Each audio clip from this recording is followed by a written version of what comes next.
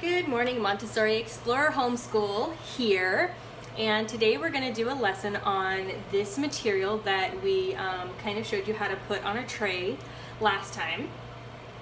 It's a cutting work, so it has a cutting board here, fruit in the basket and some bread, and then a knife for cutting. This is all stuck together with Velcro. So here's what our presentation looks like. After we the child chooses it, or we invite them to. We say, would you like to do this cutting work with us? It's on the shelf.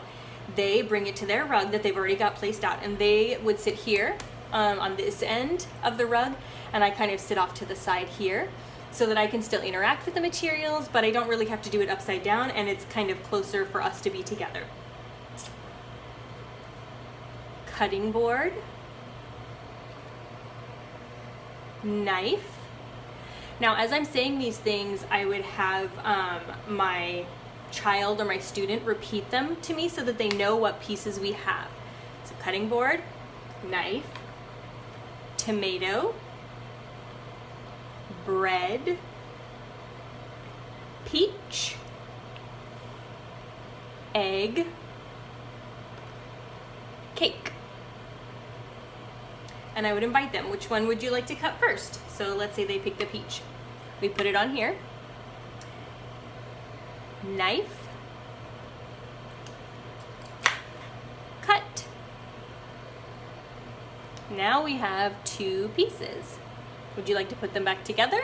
And they'll say, usually sure, and we'll cut it again. If it's a younger child that needs a little bit more help, they can hold it there, and then I'll use my fingers on this side to help them push it through, kind of showing them that we can use both ends of the knife to slice. Like I was holding it, with just the edge or with just the handle, but if you need more help, using this side. But I'm not going to say all of those words to them. I'm not going to say, if you need more help, use the other side. I'm just going to show them with my own actions as I see they need help. So they're starting to cut it and it's not going and it's not going, and I'll say, do you need some help? And if they say yes, then I'll just put my fingers here carefully and help them cut.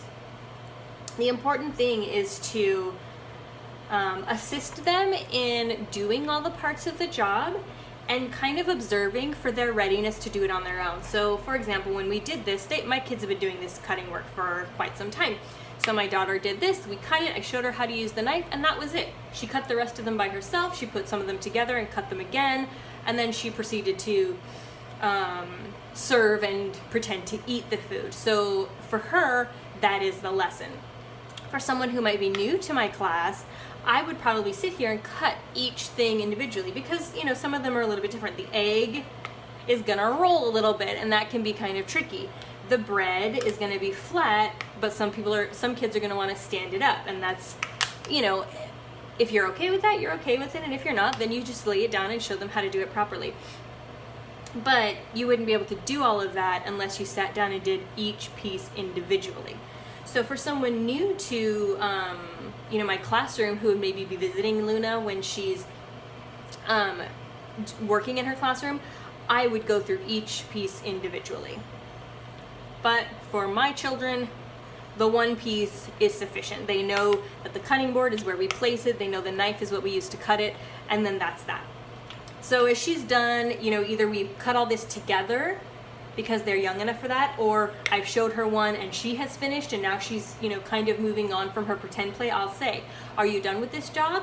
Let's clean it up. And I will sit back down with her after she's finished her pretend play, and I will show her how we push these pieces together, we take these pieces together, and I'm not saying all of these, pieces together part, but I'm showing her how we put each thing back together. Knife, cutting board, goes back onto the tray. And once everything is here, I'll say, can you please take this back to the shelf, and then you can choose something new. So that she understands I fully expect this to go all the way back to the shelf and not just be left here on a rug for her to get a new rug. I hope that this small presentation of our wood fruit cutting work has been helpful to you.